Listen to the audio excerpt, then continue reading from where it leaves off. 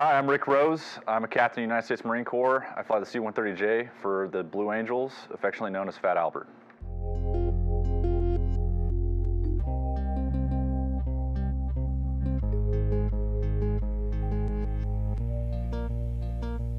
So I first learned about the Blue Angels growing up at a pretty young age. My father was a P-3 pilot in the Navy out of Moffett Field in Northern California, and every October time frame he would take me to see the Blue Angels for San Francisco Fleet Week, and from there I loved it. I would say the one person that inspired me most is my father. Growing up, he kind of set the example for me. I couldn't have asked for a better father. He inspired me in every way.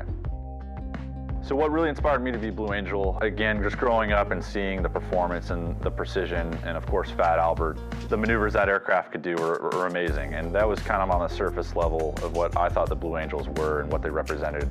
Once I joined the Marine Corps and became a pilot and flew as a C-130 pilot in the Marine Corps, and seeing how awesome that community is, the naval aviation community, the Marine Corps aviation community, and having the opportunity to represent the C-130J Marine Corps fleet in the Blue Angels was a huge honor. And so the challenge is also something that really attracted me. It really is the pursuit of excellence in this organization every single day. There's no time off. You're always bettering yourself professionally and personally in every way. So in this organization, they definitely push for you to become the best version of yourself and what you have to offer.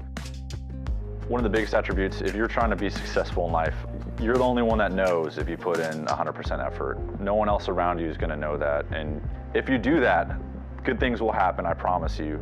You will achieve success in your goals, but there will be failure along the way, and you just have to deal with that, learn from those mistakes, and move on. And to me, that's what success is.